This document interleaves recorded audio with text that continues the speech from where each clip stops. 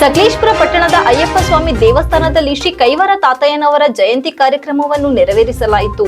ಸಂಘದ ಹಿರಿಯರಾದಂತಹ ಧನಂಜಯ್ ಅವರು ತಾತಯ್ಯನವರ ಭಾವಚಿತ್ರಕ್ಕೆ ಪುಷ್ಪಾರ್ಚನೆ ಪೂಜೆ ಮಾಡುವುದರ ಮೂಲಕ ಕಾರ್ಯಕ್ರಮಕ್ಕೆ ಚಾಲನೆ ನೀಡಿದರು.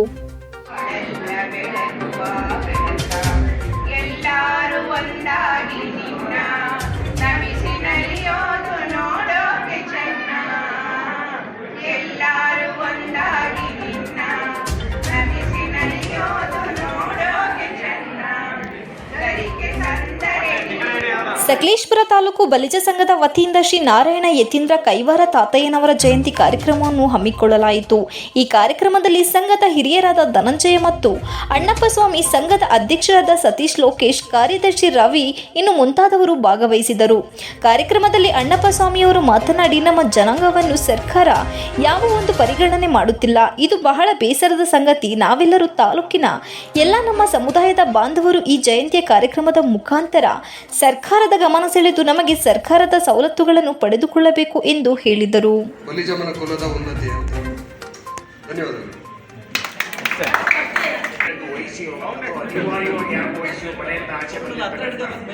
ತಮ್ಮೆಲ್ಲರಿಗೂ ತಾತಯ್ಯನವರ ಪರವಾಗಿ ಒಳ್ಳೆ ಆಶೀರ್ವಾದ ಲಭಿಸಲಿ ಅಂತ ಹೇಳ್ತೇನೆ. ಈ ಒಂದು ಶ್ರೀ ಅಯ್ಯಪ್ಪ ಸ್ವಾಮಿ ದೇವಸ್ಥಾನದಲ್ಲಿ ಕಾರ್ಯಕ್ರಮವನ್ನು ಹಮ್ಮಿಕೊಂಡಿದ್ದಾರೆ. ಇಷ್ಟೇ ನಾವು ಸ್ವಾಮಿ ಶ್ರೀ ತಾತಯ್ಯನವರ ಆಶೀರ್ವಾದ ಮತ್ತೆ ತಾತಯ್ಯನವರಿಗೆ ಕಾಯ್ತಾ ಇದ್ದೇವ. ಬೇರೆ ಊರುಗಳಲ್ಲಿ ಹೋಗಿ ನೋಡಿ, ಅಲ್ಲಿ ಶಾಲೆಗಳು ನಡೆಸ್ತಾ ಇದ್ದಾರೆ, ಕಾಲೇಜುಗಳು ನಡೆಸ್ತಾ ಇದ್ದಾರೆ, ಹಾಸ್ಟೆಲ್ಸ್ ನಡೆಸ್ತಾ ಇದ್ದಾರೆ. ಬೇರೆ ದೇಶ, ಬೇರೆ ಊರಿಗೆ, ಬೇರೆ ನಗರಕ್ಕೆ ಹೋದಂತ ನಮ್ಮ ಮಕ್ಕಳು ಬೀದಿ ಪಾಲಾಗ್ತಾ ಇದ್ದಾರೆ. PG ಕಟ್ಕೊಂಡು ಯಾರೋ ಕ್ರಿಶ್ಚಿಯನ್ ಮನೆಯಲ್ಲೋ ಇನ್ನೊಬ್ಬರು ಮನೆಯಲ್ಲೋ ದುಡ್ಡು ಕಟ್ಕೊಂಡು ಊಟ ಮಾಡ್ತಾ ಇದ್ದಾರೆ. ನಮ್ಮ ಮಕ್ಕಳಿಗೆ ಆಚೆ ಹೋದ ಹಾಸ್ಟೆಲ್ಗಳು ಬೇಡ. ನಮ್ಮ ಶ್ರೀಮಂತರು ನಮ್ಮ ಜನಾಂಗದಲ್ಲಿ ಇಲ್ಲವ, ನಮ್ಮ ಊರಿನಲ್ಲಿ ಇಲ್ಲವ. ನಾರಾಯಣ ಎಲ್ಲರಿಗೂ ಕೊಟ್ಟಿರ್ತೀರಿ, ಇಲ್ಲಿ ಬಂದು ತಾತಯ್ಯನವರ ಆರಾಧನೆ ಮಾಡಿ ಅಕ್ಷತೆಯನ್ನು ಹಚ್ಚುವಂತ ಬೇಡುವ ಸ್ಥಿತಿಗೆ ಸಂಘ ಯಾಕೆ ಬಂತು? ನಾವು ಸುಮ್ಮನೆ ನಮ್ಮ ಆರಾಧನೆ ಕ್ರಮವನ್ನೇ ತಗೊಳ್ಳಿ. ನಾವು ಕ್ರಮವಾಗಿ ಮಾಡ್ತೇವ. ಯಾಕೆ ಹೀಗೆ? ನಮ್ಮ ಹೆಜ್ಜೆಗಳು ಸರಿಯಾಗಿರ್ಲಿಲ್ಲ ಅಂದ್ರೆ ನಾವು ತಟ್ಟಾಡಿದ್ರೆ ಬಿದ್ದೆ ಹೋಗ್ತೇವೆ. ಸರಿ, ಏನು ಮಾಡಬಹುದು ನಾವು? ಈ ಪ್ರಶ್ನೆರಿಗೆಲ್ಲ ಬಲಿಜ ಸಮಾಜದ ಬಾಂಧವರಲ್ಲಿ ಒಂದು ಮನವಿ.